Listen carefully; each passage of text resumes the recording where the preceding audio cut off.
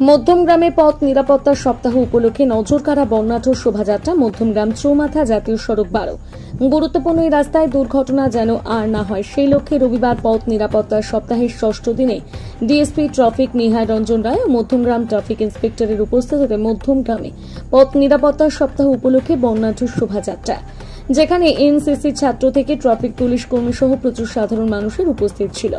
সচেতনতার উদ্যোগে ট্রাফিক পুলিশের অনুষ্ঠানের মূল উদ্দেশ্য ছিল সাধারণ মানুষের মধ্যে পথ নিরাপত্তার বিষয়ে সচেতনতা বৃদ্ধি। এই উপলক্ষে স্থানীয় এনসিসি ক্যাডেটদের অংশগ্রহণে একটি ব্যান্ড পার্টি সহ শোভাযাত্রা বের করা হয়। চৌমাথা থেকে শুরু হয়ে বাদু রোড, সোদপুর রোড ঘুরে চৌমাথা গুরুত্বপূর্ণ মোড় ঘুরে এই শোভাযাত্রা পথচারীদের দৃষ্টি আকর্ষণ করে। একই সাথে ট্রাফিক পুলিশের কর্মীদের বিশেষ ব্যাচ পরে যান নিয়ন্ত্রণে দেখা যায় সক্রিয় ভূমিকা নিতে এদিন।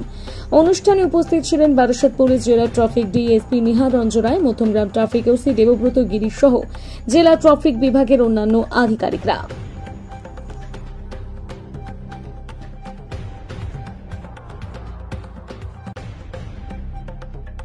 তো এই ষষ্ঠ দিনে আমাদের যে প্রসেশন হলো, সেই প্রসেশনে আমাদের বক্তব্য আমরা প্ল্যাকার্ডের সঙ্গেই বলে দিয়েছি, যাতে লোকে সচেতন হয়, রাস্তায় ঠিকভাবে চলাচল করে এবং দুর্ঘটনা মুক্ত হয়ে বাড়ি ফিরতে পারে, সেটাই আমাদের উদ্দেশ্য। ধন্যবাদ। অনেকটাই দুর্ঘটনা কমেছে। হ্যাঁ, আগের থেকে দুর্ঘটনা অনেকটাই কমেছে। পাবলিক আরেকটু সচেতন হলে, রাস্তার পরিসর আরেকটু চওড়া হলে, রাস্তার কন্ডিশন আরেকটু ভালো হলে আশা করি দুর্ঘটনা আরও অনেকটাই কমে যাবে। পাশাপাশি বারাসাত জেলা পুলিশ থেকে একটা অভিযান চালাচ্ছে, সেটা হচ্ছে এই যে শব্দ দূষণ, এই যে বাইকে বিভিন্ন শব্দ, এরপরেও কি আপনারা?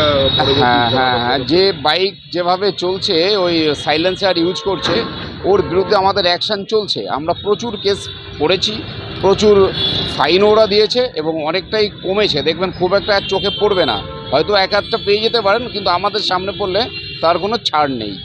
সাধারণ মানুষের উদ্দেশ্যে এই ভূগর্ভস্থ পথ ব্যবহার করার জন্য কি বার্তা দেবেন? ভূগর্ভস্থ পথ অর্থাৎ সাবওয়ে এখনো ব্যবহার করছে না।